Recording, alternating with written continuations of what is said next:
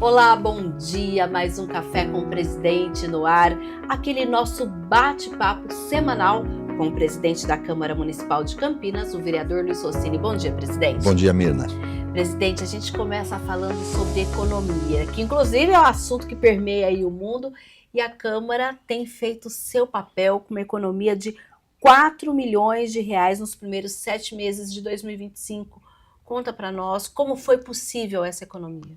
Olha, eu acho que é importante a gente destacar isso, né? Que o aprimoramento, o refinamento dos nossos processos de compra, de contratação, eles resultaram nessa economia. Em 14 licitações nós tivemos essa economia de 4 milhões de reais, né? Mostrando primeiro a qualidade técnica dos nossos profissionais e o rigor que a Câmara adota nos processos de contratação, seguindo rigorosamente a lei 11.433 de licitações, né?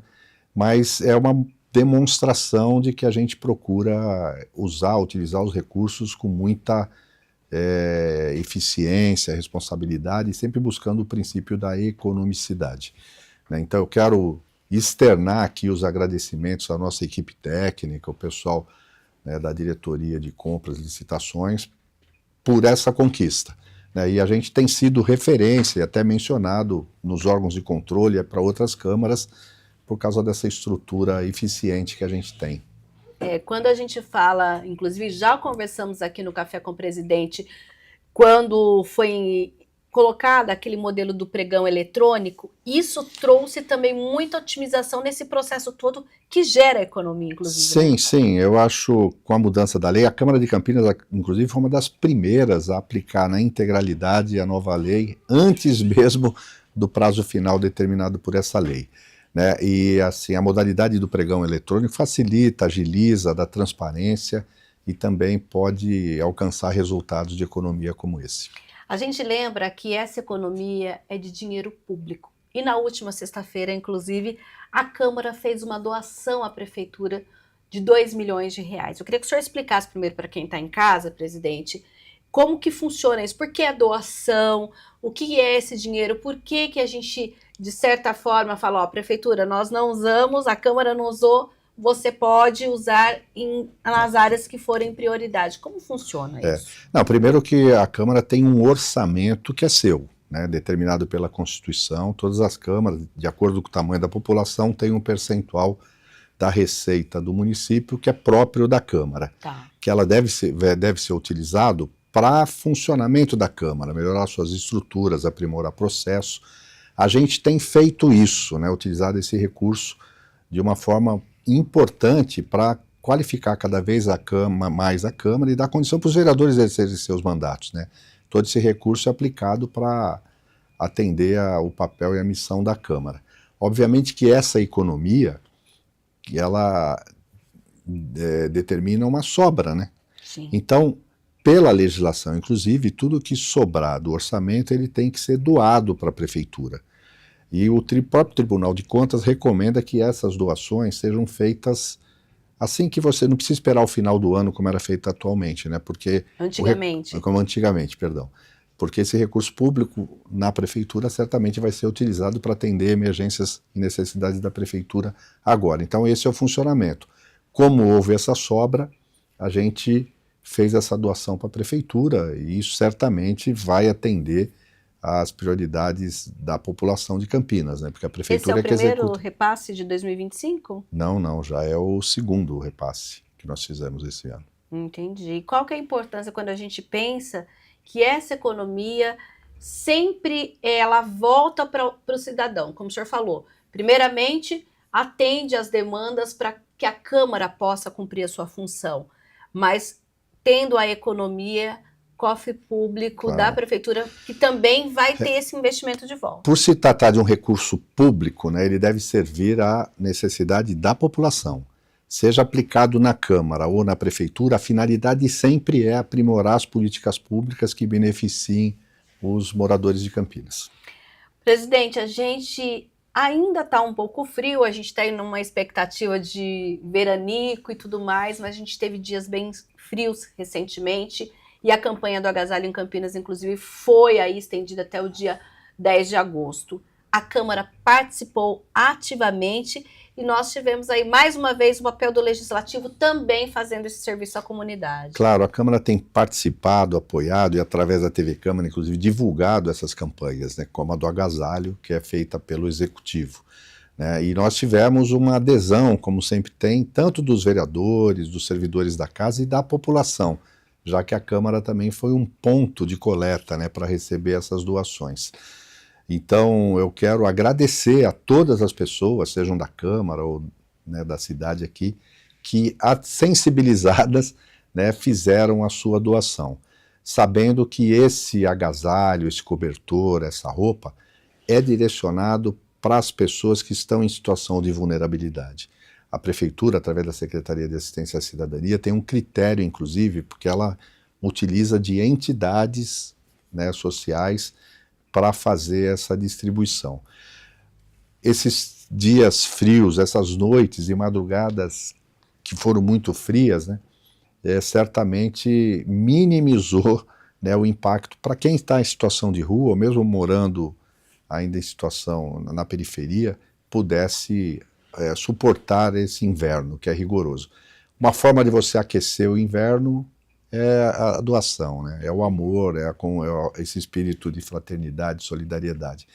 E uma coisa legal, Mirna, é a gente reconhecer como a população de Campinas é solidária, né? Sim. Como as pessoas estão dispostas a ajudar quem precisa. E toda vez que o poder público faz um chamamento, a gente percebe uma adesão cada vez maior. Então, que Deus abençoe a todos que contribuíram também com essa campanha. Isso aí, obrigada aí você de casa. Lembrando que se você vier à Câmara com a entrada pela Avenida da Saudade 1004, a campanha do agasalho terminou. Mas lá tem um totem, por exemplo, da campanha de ração. Você tem pilha aí na sua casa? Pode deixar para o descarte correto também ali nessa entrada da Câmara. Tem a campanha das tampinhas. A Câmara sempre está inserida nesse contexto, né, presidente? Eu acho que a gente tem essa preocupação, tanto de atender as famílias em vulnerabilidade, quem precisa, também esse cuidado com o meio ambiente, né? Então, tudo que a gente puder fazer para induzir ações positivas, né, ecologicamente, ambientalmente adequadas, a gente tem feito. Por isso a gente coloca esses pontos de arrecadação, né, para que as pessoas facilitar a vida das pessoas que querem contribuir com a natureza e o meio ambiente. Na última semana nós tivemos em Campinas aí o seminário do Conselho de Alimentação Escolar e o senhor participou desse seminário. Eu queria que o senhor trouxesse aqui um pouquinho do que foi discutido, se prometia inclusive uma atuação importante dos alunos da rede municipal tratando sobre isso. Qual é o mote dessa discussão? Eu achei muito interessante essa iniciativa do Conselho de Alimentação Escolar, né, em ouvir, né, tanto alunos que recebem a merenda, professores, né, familiares, os próprios profissionais da rede, para aprimorar e melhorar ainda aquilo que já é de excelente qualidade, que a alimentação escolar de Campinas hoje é referência, ganhou prêmio, né? Só para você ter uma ideia, Miruna, são distribuídas cerca de 300 mil refeições todos os dias pelo nosso sistema de alimentação escolar. E não é só na escola da prefeitura, Não, do estado também. Também, as escolas municipais, as escolas estaduais, as entidades conveniadas, então elas recebem essa merenda, que tem uma parceria inclusive com a SEASA, né? Então todo cuidado, desde a formulação do cardápio, procurando colocar alimentos nutritivos, você tem 10 tipos de cardápio, inclusive com diferenças e possibilidade de quem tem alguma restrição alimentar poder receber na escola um alimento diferenciado. Há um cuidado, um rigor técnico muito grande. E a complexidade que é isso, né? Não só definir o cardápio, mas ir atrás da aquisição dos gêneros alimentícios, dos insumos, né, de qualidade, né? E junto com isso tem um processo de educação nutricional, né? Ou seja, estimular as crianças desde pequeno a aprender a se alimentar bem, evitando a consumir, e as escolas não fazem isso, né, mas alimentos que possam comprometer o desenvolvimento. Muito açúcar, muito sal, ultraprocessado, né? Então, óleo, tem óleo de milho, essas coisas. Mas enfim, de qualquer jeito, todos os gêneros tende a fazer com que a alimentação escolar seja saudável. E estimular a criança a alimentar na escola. Né? Exatamente. Então, e nesse momento foi legal, porque além de uma palestra que teve, houve um momento de conversa para ouvir um pouco a opinião de quem usufrui dessa, que a gente chama merenda, né? Mas foi muito legal e a Câmara tem acompanhado, participado e sugerido muitas vezes quando tem algum problema, alguma falha aqui e ali, né? Então a gente entendeu o que está acontecendo também nessa área de Campinas é importante. Inclusive, há um projeto que tramita na Câmara, a gente está lembrando já que o assunto é merenda, que faça, inclusive, que a gente tenha essa merenda durante as férias. Será que um dia poderemos chegar a esse ponto, presidente? Pois é, eu acho que sim. É claro que para isso você precisa vencer até e convencer, né, os órgãos de controle. Sim. Né, porque, em tese, a merenda escolar é para ajudar o aluno no processo que ele está na escola.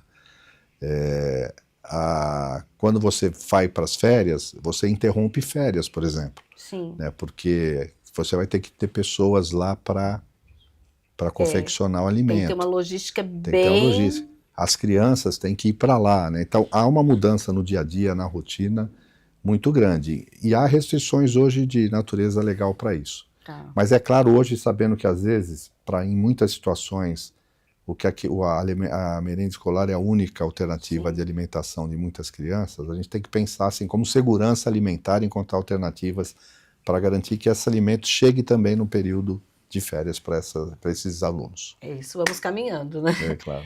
E na última semana tivemos aqui o lançamento do Mais Campinas, que o senhor também participou. Conta para nós o que é o Mais Campinas, como a Câmara apoia também essa iniciativa.